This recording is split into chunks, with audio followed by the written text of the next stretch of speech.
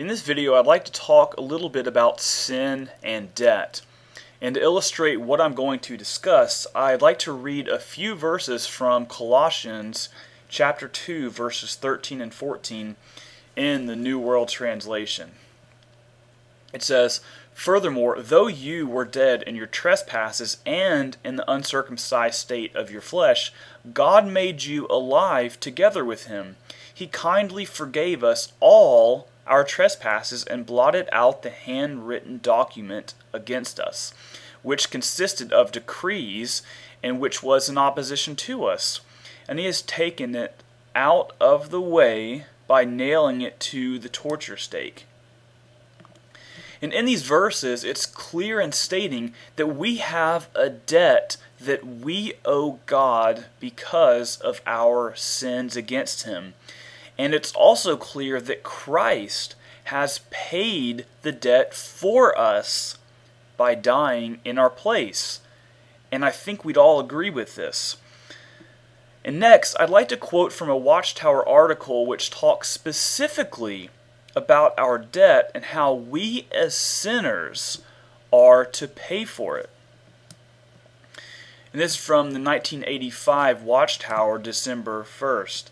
It says, "In the scriptures, sins are likened to debts. All men are sinners and therefore are heavily in debt before God. The wages sin pays is death." Romans 6:23.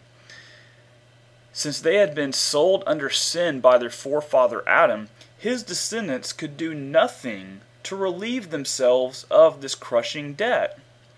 Death of the debtor alone could wipe it out. For he who has died has been acquitted from his sin. No good works done during a sinner's lifetime could buy back what Adam lost, nor even give him a righteous standing before God." And in light of what is said in this article and those verses I read in Colossians, there's only two options. First, you can pay for your debt.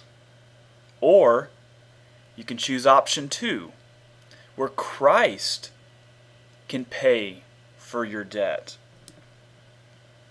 But let's say you want to go with option 1, and you want to pay God back for the debt that you owe him. Now, how would you do that? Well, according to the Watchtower article, good works aren't going to do that. So what are we left with? Well, the answer is physical death. That is, going to the grave, dying. And that's why the article says that the debt of the debtor alone could wipe it out. So again, physical death wipes away your debt. It pays it for you. So this is what happens when you choose option 1. But what if you chose option 2? Well, in this case, Christ pays for your debt with his own death. And if this happens, your debt's erased and you no longer have to pay it. However, there's one little problem, and that is people still die. So whether you like it or not, if you die as a Christian whose debt Christ paid for, then you are inevitably choosing both options 1 and 2. And that's why some call this double jeopardy.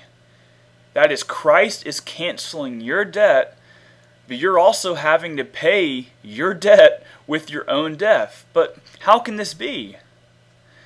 Well, there's a little illustration that I hope will make this clear. Let's say you go and vandalize your neighbor's house, and after you get caught, you're given a sentence of 1 year of community service.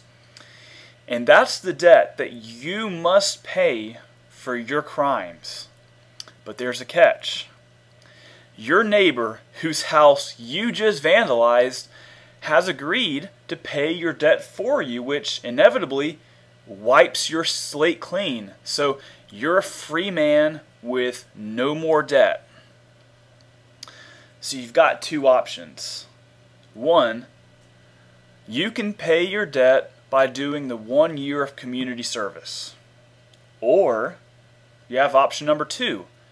Your neighbor can pay your debt for you by doing community service on your behalf. But let's apply the Watchtower's reasoning to this example.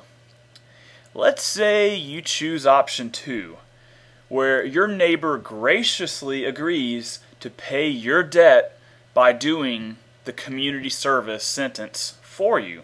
So if he does this, you're a free man. You have no further obligation to pay your debt. It's all done. Your slate's clean. But let's say that several years later, a policeman breaks down your door, handcuffs you, and drags you out to the highway where you have to pick up trash for a full year doing community service.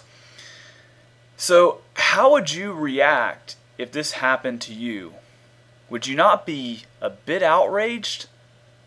Well, I think you would, and rightfully so. I mean, your neighbor already paid your debt, so why are you now being forced to do the same thing?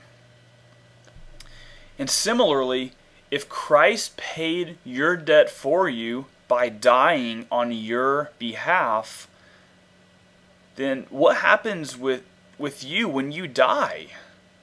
Won't you be a bit outraged?